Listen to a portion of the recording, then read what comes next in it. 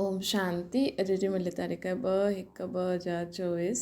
अॼु मिठा मिठा बाप दादा चवनि था, मीठी मीठी ॿार देही अभिमानी ठहो त विकल्प समाप्त थी वेंदा। कंहिं ॻाल्हि सां डर न लॻंदो, तव्हां फ़िक्र सां फ़ारिग़ थी वेंदव। प्रश्न: नए ॼाण जी वृद्धि कंहिं तरह सां थींदी आहे ऐं छो? उत्तर: नए ॼाण जी वृद्धि ॾाढी धीरे धीरे ऐं जूं मिसल थींदी आहे। जीअं ड्रामा जूं मिसल हलंदो आहे न, ईअं ड्रामा अनुसार इहा ॼाण बि धीरे धीरे वृद्धि खे पाईंदो आहे। छो जो हिन में माया जो मुक़ाबिलो बि ॾाढो करिणो पवंदो आहे। ॿारनि खे देही अभिमानी ठहिण में महिनत लॻंदी आहे। ॿारनि खे देही अभिमानी ठहिण में महिनत लॻंदी आहे। देही अभिमानी ठहनि त ॾाढी ख़ुशी रहे, सर्विस में बि वृद्धि थिए, बाप ऐं वर्सी जी यादि रहे त बेड़ो पार थी वञे। ओम शांति। रूहानी बाप वेही रूहानी ॿारनि खे सम्झाइनि था।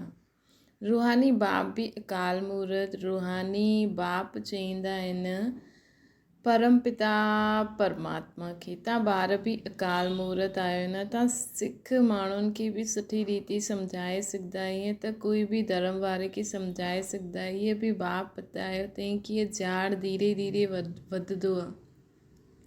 जीअं ड्रामा जूं मिसल हलंदो आहे, वैसे ॼाण बि जूं मिसल वधंदो रहंदो आहे। पूरो कल्प लॻंदो आहे हिन ॼाण खे पूरो थियण में, पूरो वॾो थियण में। हाणे तव्हांजो इहो नयो ॼाण आहे, तव्हां ॿारनि जी बि कल्प जी आयु,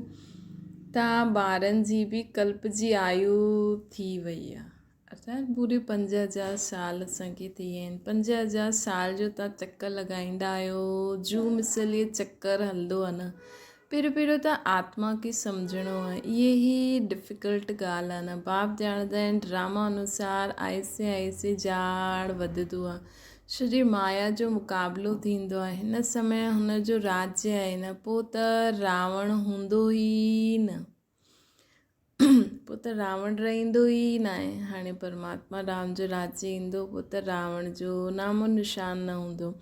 तव्हां ॿारनि खे पहिरियों देही अभिमानी ठहिणो आहे। देही अभिमानी ॿार सर्विस ॾाढी सुठी कंदा ऐं ॾाढो ख़ुशी में बि रहंदा। बुद्धि में फालतू विकल्प न ईंदा। गोया तव्हां माया ते जीत पाईंदा आहियो, पोइ तव्हांखे कोई बि हिलाए न सघंदो आहे। अंगद जो बि दृष्टांत आहे न, इन करे तव्हांजो महावीर नाम रखियो आहे। हाणे त हिकु बि महावीर न आहे, महावीर पिछाड़ी में ठहींदा, सो बि नंबरवार जो सुठी सर्विस कंदा आहिनि उन्हनि खे महावीर जी लाइन में रखंदा आहिनि। छो जी सर्विस करण लाइ न देही अभिमानी स्थिति खपे। त बाबा चवंदा आहिनि तव्हांजो नाम रखियो आहे। हाणे त हिकु बि महावीर न आहे, पिछाड़ी में महावीर ठहींदा, सो बि नंबरवार जो सुठी सर्विस कंदा आहिनि उन्हनि खे महावीर जी लाइन में रखंदा आहिनि। हाणे वीर आहिनि, महावीर पिछाड़ी में थींदा। जरा बि कोई संशय न अचिणो खपे। कोई त ॾाढो अहंकार में अची वेंदो आहे, कोई जी बि परवाह न कंदा आहिनि। हिन में त ॾाढी निर्मानता सां कोई खे सम्झाइणो हूंदो आहे। बाबा चई न, निर्मल वाणी, निमित भाव, निर्मल वाणी ऐं निर्मानता सां ई असांखे सफलता मिली सघंदी आहे।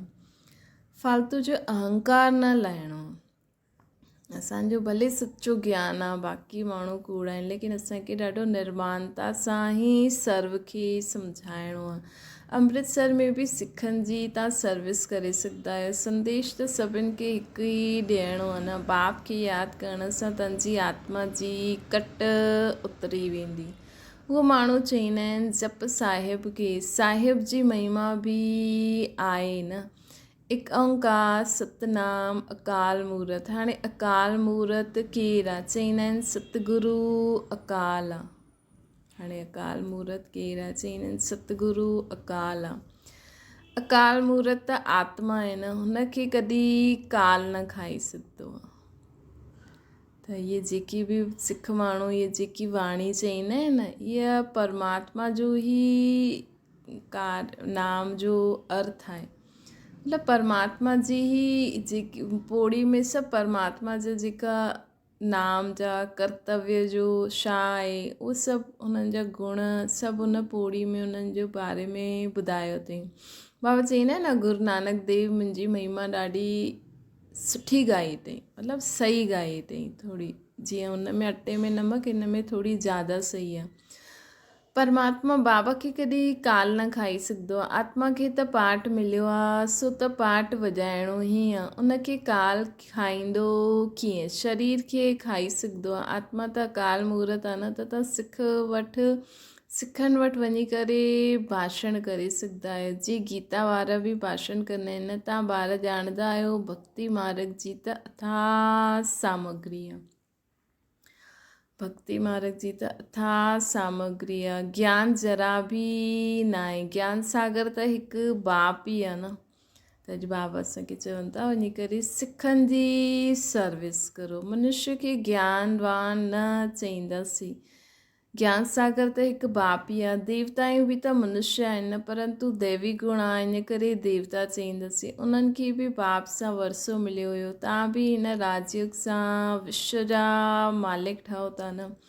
सतगुरु अकाल चईंदा आहियूं। सत्य त हिकु उहा बाप ई आहे, उहो ई पतित पावन आहे न। 2 बापनि जो बि परिचय ॾियणो आहे। तव्हांखे भाषण जे लाइ 2 मिंट मिलनि त बि ॾाढो आहे। छो की असांजो संदेश कहिड़ो आहे भई, गुरु इहे जेका ग्रंथ शास्त्र पढ़ंदा आहिनि उहे त ग्रंथ शास्त्र पढ़ी करे उन्हनि जे बारे में अलाए छा छा ॿुधाईंदा आहिनि।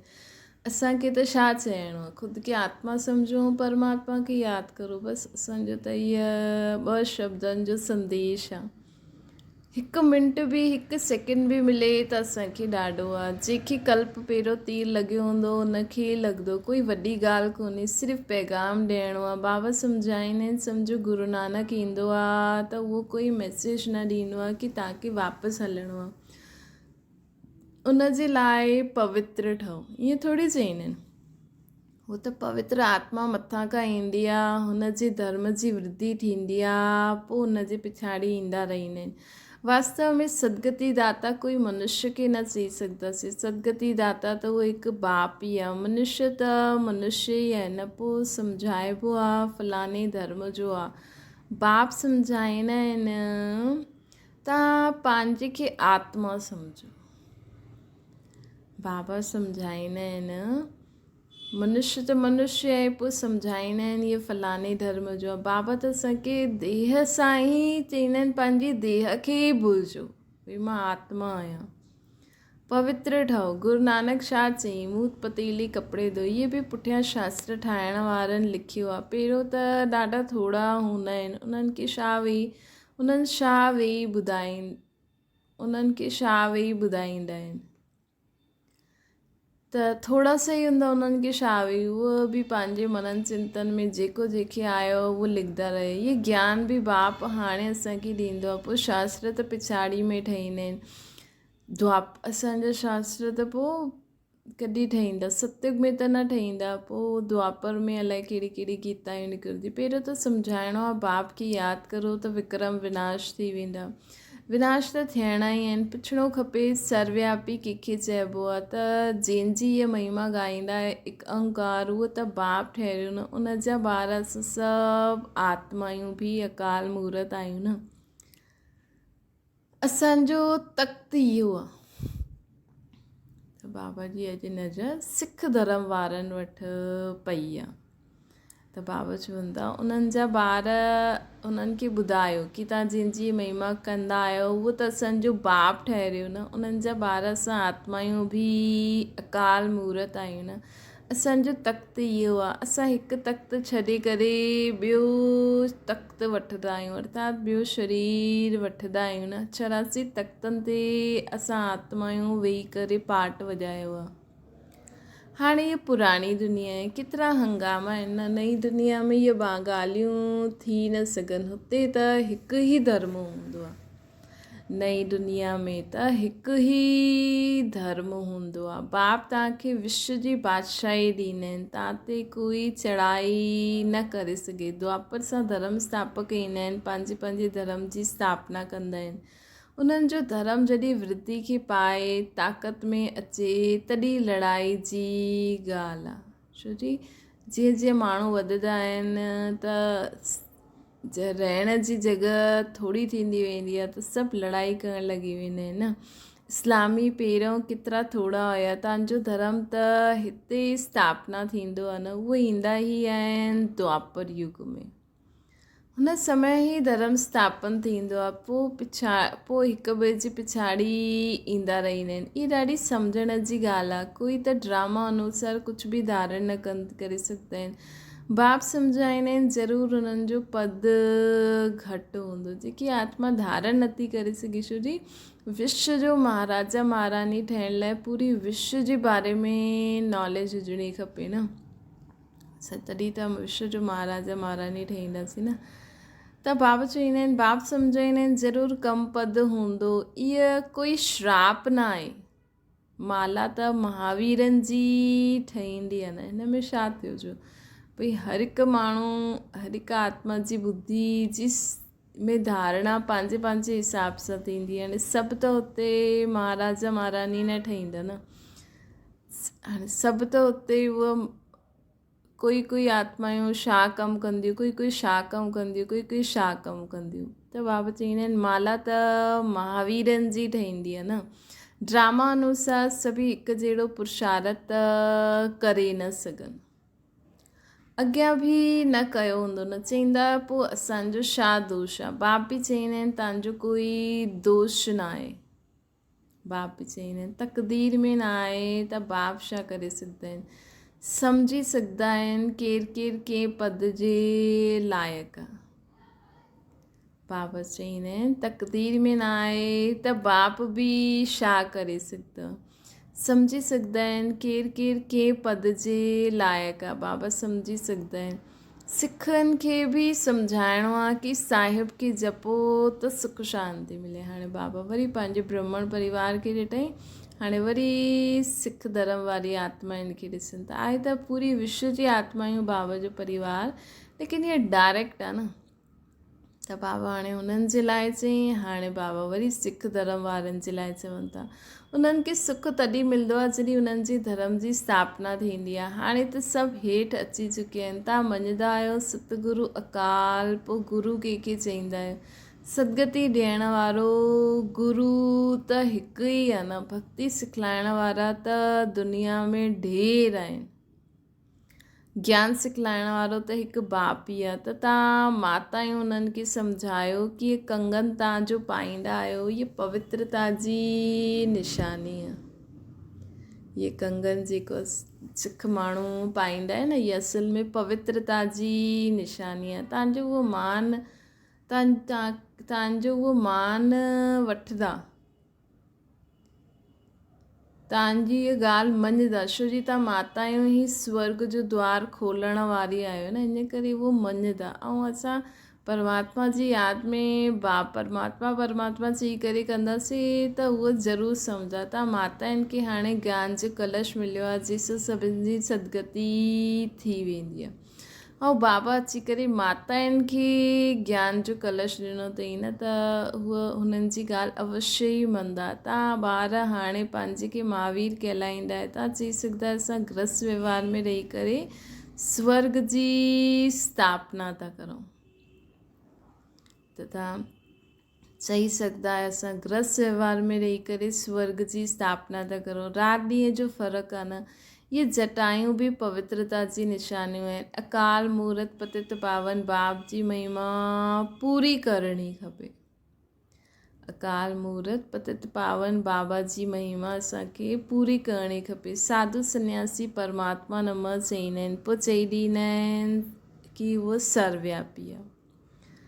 किथे त चईंदा आहिनि कि परमात्मा नम, परमात्मा खे नम कंदा आहिनि, पोइ चई छॾंदा आहिनि कि पोइ परमात्मा त सर्वव्यापी आहे। अरे पोइ नम कंहिंखे था करो, सभिनि खे था करो। इहे त रॉन्ग आहे न। बाप जी ॾाढी खूब महिमा करो, बाबा जी खूब महिमा करो चारों ओर, कि असांजो बाबा केरु आहे, कीअं कमु कंदो आहे, ऐं केॾो मिठो आहे। ऐं असांखे उहो मिठो बाबा असां सभिनि खे बि केॾो मिठो देवी ऐं देवता ठाहींदा आहिनि। बाप जी महिमा सां तव्हां तरी वेंदव। बाबा चईंदा न, कॾहिं बि असांखे कोई भूल थिए न त बाबा खां क्षमा मांगे करे खूब बाबा जी महिमा करो,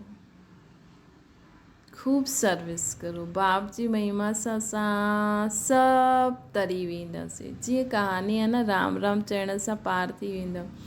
बाप बि चईंदा आहिनि बाप खे यादि करण सां विषय सागर सां पार थी वेंदो। ॾिसो इन करे दुनिया में माण्हू न भॻवान जी महिमा ॻाईंदा रहंदा आहिनि, भॻवान जो ई नाम जपंदा रहंदा आहिनि, सोचंदा आहिनि असां हिनखे सम्झी करे हिनखे जपदे पार थी वेंदासीं। लेकिन हिन जो यथार्थ अर्थ हाणे बाबा असांखे ॿुधाए अथई न की असांखे यादि करे कर्म बि करिणो आहे, सिर्फ़ु यादि ई न करिणो आहे। ऐं दुनिया वारनि छा कॉपी कयो आहे, तव्हां सभिनि खे मुक्ति में वञिणो ई आहे।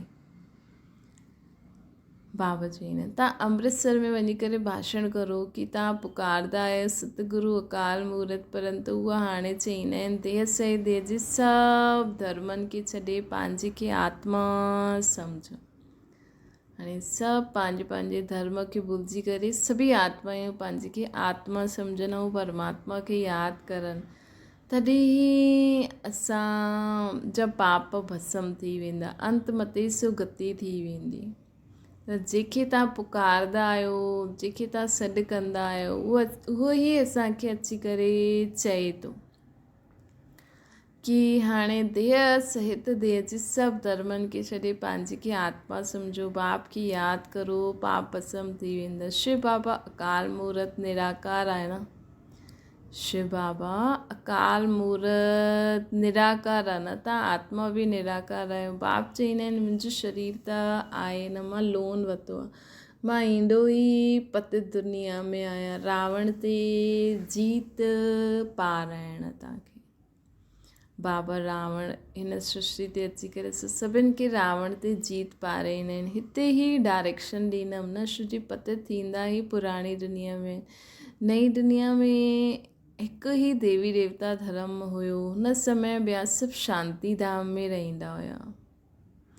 बाबा चईंदा आहिनि हुन समय सभी आत्माऊं बाक़ी सभु शांती धाम में रहंदियूं। पोइ नंबरवार सतो रजो तमो में ईंदो। जंहिंखे सुखु ॾाढो मिलंदो आहे न उनखे दुख बि ॾाढो मिलंदो आहे। बाबा चईंदा आहिनि जंहिंखे सुखु ॾाढो मिलंदो आहे उन्हनि खे दुख बि ॾाढो मिलंदो आहे। तव्हांखे सभिनि खे बाप जो पैगाम ॾियणो आहे की बाप खे यादि करो त घर पहुची वेंदो।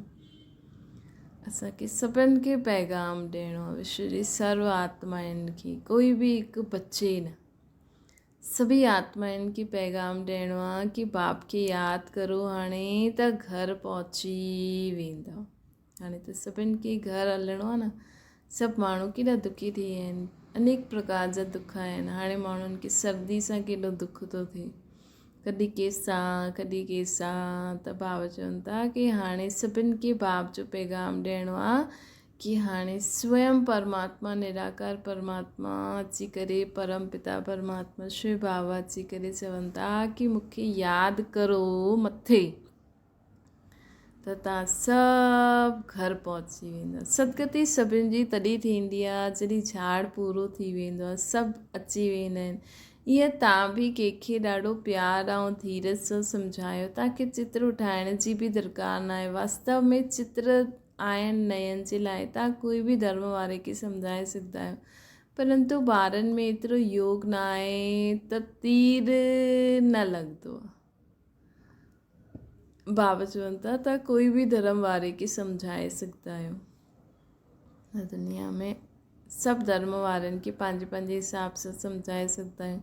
तव्हां ॿारनि में एतिरो, परंतु बाबा चवनि था ॿारनि में एतिरो योग न आहे जो तीर लॻे। चईंदा आहिनि बाबा असां हार खाई वरिती, माया हिकदमि कालो मुंहुं कराए ॾींदी आहे, हुनखे पतो ई न पवंदो आहे कि असां देवता हुयासीं, हिन समय असुर ठही विया आहियूं। अगरि असां अञा बि ईअं चिल्लायूं लड़ूं उल्टो सुल्टो चऊं त जीअं त असुरनि जी मत ते असुरनि जे व्यवहार सां हलूं था, जीअं त असां असुर थी वेंदा आहियूं। हाणे बाबा चईंदा आहिनि पंहिंजे खे आत्मा समझ, मुझ निराकार बाप खे यादि करो। बाप जो पैगाम सभिनि खे ॾियणो आहे। बाइस्कोप जी स्लाइड्स ते बि लिखो कि त्रिमूर्ति परम पिता परमात्मा शिव चईंदा आहिनि। बाइस्कोप जी स्लाइड्स ते में बि लिखो कि त्रिमूर्ति परम पिता परमात्मा शिव बाबा चईंदा आहिनि मामेकम यादि करो त तव्हांजा विक्रम विनाश थिए। बाबा घड़ी घड़ी असांखे इहे था चवनि कि कीअं बि करे सभिनि खे इहो पैगाम पहुचायो कि हाणे निराकार परमात्मा शिव बाबा अची करे असांखे चए थो कि मूंखे यादि करो त मूंसां गॾु मुंहिंजे घर हली हलंदव। चाहे मुस्लिम धर्म वारो उनखे बि चओ, अल्लाह असांखे चईंदो आहे मूंखे यादि करो। वो निराकार अल्लाह परम धाम निवासी असांखे चईंदो आहे कि सभिनि खे पैगाम ॾियो कि हाणे मूंखे मथे निराकार रूप में यादि करो, ख़ुदि खे आत्मा सम्झी त मूं वटि हली ईंदव। बाबा चवनि था त मुक्ति जीवन मुक्ति पाए वठंदो, ईअं उन्हनि खे ॿुधायो। पैगाम त सभिनि खे ॾियणो आहे न, स्लाइड्स बि ठही वञणियूं आहिनि, पैगाम त सभिनि खे मिली वेंदो, पोइ स्लाइड्स बि ठही वेंदियूं, ठहिणियूं खपनि, स्लाइड्स बि ठहिणियूं खपनि। हिन में इहा जीअं हिकु वशीकरण मंत्र मनमना भव जो सभिनि खे ॾियो, इहा पढ़ाई में देरी न लॻंदी आहे, अॻियां हली करे सभु सम्झंदा। कोई फ़िकर जी ॻाल्हि न आहे, फ़िकर सां रहित थी वञिणो ई आहे। मनुष्य ॾिसंदा आहिनि मौत सां केतिरा डरंदा आहिनि, हिते डिॼण जी ॻाल्हि ई न आहे। तव्हां त चईंदा हाणे मौत न अचे, असां मौत खे चईंदा आहियूं कि अञा न अचे, अञा ॾाढो कमु करिणो आहे। तव्हां त चईंदव हाणे मौत न अचे, अञा असां इम्तिहान ई पूरो काथे पास कयो आहे। हिन सृष्टि जे विनाश जे लाइ असांजी लास्ट स्टेज ई हिन सृष्टि खे परिवर्तन कंदी। असां सभिनि जो हिकु शुद्ध संकल्प कि इहे सृष्टि जो हाणे सभी आत्मायूं दुखनि सां मुक्त थी वञनि, इहे असांजो श्रेष्ठ संकल्प सां ई सृष्टि परिवर्तन थींदी। त बाबा चईंदा आहिनि ॿार त चाहींदा आहिनि, माण्हू त ड्रिजंदा आहिनि, ॿार चईंदा आहिनि अञा मौत न अचे, छो जी अञा असां इम्तिहान पूरो काथे कयो आहे, अञा यात्रा पूरी न कई आहे, त शरीर छो छुटिणो खपे। ईअं मिठी मिठी ॻाल्हियूं बाप सां करणियूं आहिनि, ॾाढी सुठी टेव आदत पइजी वेंदी। हिते चित्र जे अॻियां अची करे वेही रहो, तव्हां ॼाणंदा असांखे बाबा सां विश्व जी राजाई मिलंदी आहे, असांखे शिव बाबा सां विश्व जी राजाई मिलंदी आहे। त अहिड़े बाप खे ॾाढो प्यार सां यादि करिणो खपे, काथे मथे यादि न कंदव त सजायूं भोगणियूं पवंदियूं न। बाबा खे त यादि पइजी वियो आहे कि असां इहे ठहिण वारा आहियूं, अगरि असां यादि न कंदासीं त असांखे जेका पाप कर्म आहिनि उन्हनि जी सजा भोगणी पवंदी। बाबा खे त यादि पइजी वियो आहे कि असां इहे ठहिण वारा आहियूं, मतिलबु नंढो कृष्ण जहिड़ो। त ॾाढी ख़ुशी थींदी आहे कि असां इहे ठहींदासीं, ॾिसण सां ई नशो अची वेंदो, तव्हांखे बि इहे ठहिणो आहे न। बाबा असां तव्हांखे यादि करूं ईअं ज़रूरु ठहींदासीं, यादि करे अहिड़ा ज़रूरु ठहींदासीं। ॿियो कमु ई न आहे त हिते चित्रनि जे साम्हूं अची करे वेही रहो, अरे वाह असांजो ॿियो जन्म कृष्ण जहिड़ो हूंदो, गोल्डन स्पून इन माउथ हूंदी जड़त। बाप द्वारा असांखे वरसो मिलंदो आहे न, इहो पको करे ॾियो। बाबा द्वारा असांखे वरसो मिले थो, इहो पको करे वठो।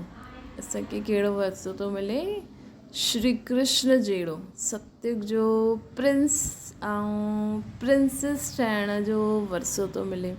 त इहो पको करे छॾियो, इहे युक्ति घटि न आहे, परंतु तक़दीर में न आहे त यादि ई न कंदा आहिनि न बाबा खे। बाबा चईंदा आहिनि हिते ईंदा आहियो त ॾाढी प्रैक्टिस करो, त जो कुझु ग्रहचारी हूंदी वो उतरी वेंदी। हाणे असां जॾहिं बि मधुबन वेंदा आहियूं उते त कुझु कमु न हूंदो आहे न, त इहे प्रैक्टिस करो, चित्रनि जे अॻियां वियो, हुते अभ्यास करो, ॿियो कुझु मनन चिंतन करो, त सभु ग्रहचारी उतरी वेंदी। सीढ़ी जे चित्र ते वीचार करो, परंतु बाबा त चईंदा आहिनि न चकर खे घुमायो त माया जो गलो कटिजी वेंदो, परंतु तक़दीर में न आहे त श्रीमत ते हली न सघंदा। बाबा रास्तो ॿुधाईंदा आहिनि, माया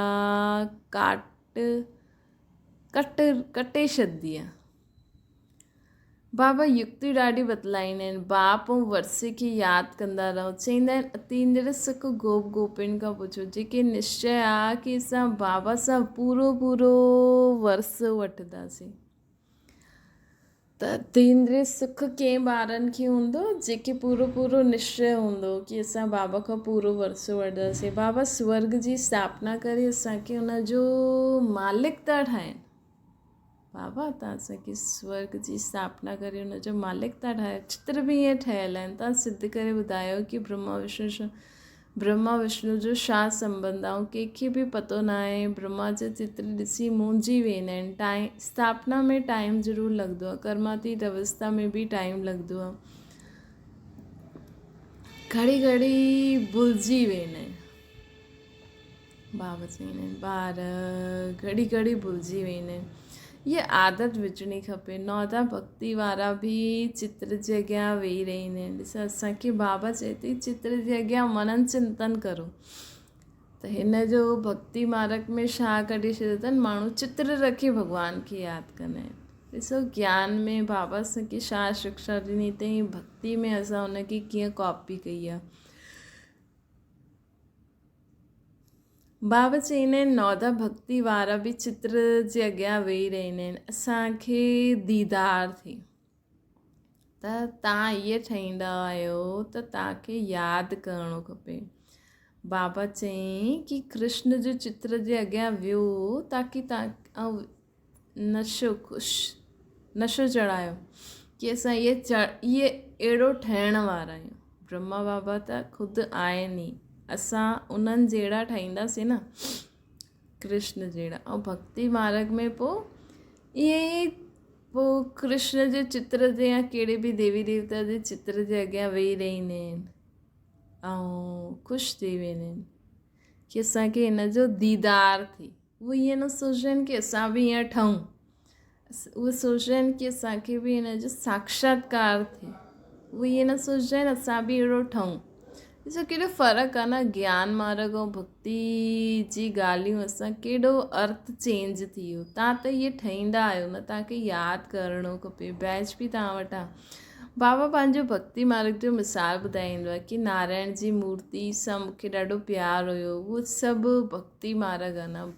हाणे बाप चवंदा आहिनि मामिकम यादि करो।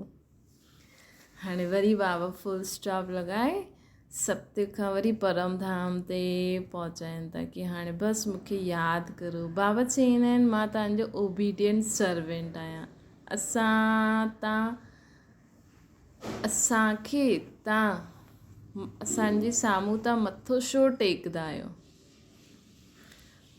मुंहिंजे साम्हूं तव्हां मथो छो टेकंदा आहियो। मां त ओबीडियंट सर्वेंट आहियां न। अच्छा माता पिता बाप दादा जो मीठी मीठी सिकी लॾे ॿारनि प्रति माता पिता बाप दादा जो यादि प्यार ऐं गुड मॉर्निंग। रूहानी बाप जी सभिनि रूहानियुनि ॿारनि खे नमस्ते। असांजी बि रूहानी माता पिता बाप दादा खे यादि प्यार गुड मॉर्निंग ऐं नमस्ते। धारणा जे लाइ मुख्य सार निर्माणता जो गुण धारण करिणो आहे। जरा बि अहंकार न अचिणो खपे। भले असांजो ज्ञान केतिरो बि ऊचो सचो आहे लेकिन असांखे कॾहिं बि कोई अहंकार न अचिणो खपे कि मूं में ॾाढो ज्ञान आहे, असां सचो ज्ञान ॿुधाईंदा आहियूं। ईअं न। असांखे बाबा चवंदा आहिनि निर्माणता थी करे सत्य ज्ञान ॿुधायो। निर्माणता जो गुण धारण करे निरअहंकारी थी करे मुंहिंजो ज्ञान ॿुधायो। अहिड़ो महावीर ठहिणो आहे जो माया असांखे कॾहिं बि हिलाए न सघे। ॿियो आहे सभिनि खे मनमना भव जो वशीकरण मंत्र ॿुधाइणो आहे। ॾाढो प्यार ऐं धीरज सां सभिनि खे ज्ञान जी ॻाल्हियूं ॿुधाइणियूं। सभिनि खे मनमना भव जो वशीकरण मंत्र ॿुधाइणो आहे। ॾाढो प्यार ऐं धीरज सां सभिनि खे ज्ञान जी ॻाल्हियूं ॿुधाइणियूं आहिनि। प्यार सां धीरज सां निर्माणता जो गुण निरअहंकारी थी करे बाप जो पैगाम सभु धर्म वारनि खे ॾियणो आहे असांखे। वरदान आहे, कर्म ऐं संबंध ॿिन्हिनि में स्वार्थ भाव सां मुक्त रहण वारा बाप समान कर्मार्थी ठहो। त ॿारनि जी सेवा आहे सभिनि खे मुक्त ठाहिण जी। त ॿियनि खे मुक्त ठाहींदा आहिनि, स्वयं खे बंधन में बांधजो त ॿियनि खे मुक्त ठाहींदा, स्वयं खे बंधन में बांधे न ॾियणो। मतिलबु ईअं न की असां बाबा उन ॾींहुं चई न कि श्रेष्ठ कर्मनि जे बंधन में बि न बंधणो, मतिलबु असां ॿियनि खे मुक्त करण जे सां स्वयं खे बंधन में न बांधूं। जॾहिं हद जो मुंहिंजे सां मुक्त थींदा आहियूं तॾहिं अव्यक्त स्थिति जो अनुभव करे सघंदा आहियूं। जॾहिं हद जे मुंहिंजे सां मुक्त थींदा आहियूं तॾहिं ही अव्यक्त स्थिति जो अनुभव करे सघंदा आहियूं। त ॿार लौकिक अलौकिक कर्म ऐं संबंध ॿिन्हिनि में स्वार्थ भाव सां मुक्त हुजनि। न सम्झो लौकिक में कर्म सां में कोई स्वार्थ हुजे, न अलौकिक में कोई असां कर्म संबंध रखूं, त सम्झो स्वार्थ न हुजणो खपे, बसि आत्मिक भाव हुजणो खपे कि असां बसि आत्मिक भाव। बाबा चई न लौकिक वारनि खे मदद ॾियो ऐं अलौकिक वारनि खे असांखे सहयोग ॾियणो, तॾहिं असां बाप समान कर्माती स्थिति जो अनुभव करे सघंदासीं। त चेक करो केसि ताईं कर्मनि जे बंधन सां न्यारा थिया आहियूं। व्यर्थ स्वभाव संस्कार जे वश थियण सां मुक्त थिया आहियो। व्यर्थ स्वभाव संस्कार जे वश थियण सां मुक्त थिया आहियो कि अञा बि व्यर्थ स्वभाव संस्कारनि जे व्यर्थ स्वभाव संस्कार जे में फसी त न वेंदा आहियो, उन्हनि सां बि मुक्त रहो। कॾहिं कोई पिछलो संस्कार स्वभाव वशीभूत त न ठाहींदो आहे न असांखे। पूरो स्वराज्य अधिकारी ठहिया आहियूं न असां। सभु पुराणो स्वभाव संस्कार, हाणे न्यू ईयर मल्हाए त बाबा चई न सभु पुराणो खे विदाई ॾियो, पुराणे संस्कार खे विदाई ॾियो। पूरे संसार सां, पुराणो संसार ऐं संस्कार सां बेहद जी वैराग वृत्ति हुजणी खपे। स्लोगन आहे समान ऐं संपूर्ण ठहिणो आहे त स्नेह जे सागर में समाइजी वञो। समान ऐं संपूर्ण ठहिणो आहे त स्नेह जे सागर में समाइजी वञो। छा ओम शांति। बाबा अॼु अव्यक्त साइलेंस द्वारा, अव्यक्ति पॉइंट आहे अॼु जो, अव्यक्ति साइलेंस वारा डबल लाइट फरिश्ते स्वरूप फरिश्ते स्थिति जो अनुभव करो। हाणे तीव्र पुरुषार्थनि जो इहो ई लक्ष्य आहे रखो कि मां डबल लाइट फरिश्तो आहियां। तीव्र पुरुषार्थ जो इहो ई लक्ष्य रखो कि मां डबल लाइट फरिश्तो आहियां। हलंदे फिरदे फरिश्ते स्वरूप जी अनुभूति खे वधायो। डीप साइलेंस द्वारा अशरीरीपन जो अभ्यास करो। सेकंड में कोई भी संकल्प के समाप्त करण में, स्वभाव संस्कारनि में डबल लाइट रहो। हाणे असांखे सेकंड में कोई भी संकल्प के समाप्त करण में, स्वभाव संस्कारनि में डबल लाइट रहणो आहे असांखे। फटाफट पंहिंजे स्वभाव संस्कारनि खे असांखे ख़तमु करिणो आहे। ईअं न की असां हुनखे ख़तमु कंदे हुनजी महिनत में ई रहिजी वञूं। न, स्टॉप त स्टॉप। कोई बि संकल्प व्यर्थ या अहिड़ो हुजे, अहिड़ो स्वभाव संस्कार आहे त हुनखे चऊं बसि हाणे विदाई त विदाई, बसि ॿियो कुझु बि यादि न अचिणो खपे। छा ओम शांति। बाबा खे यादि करो।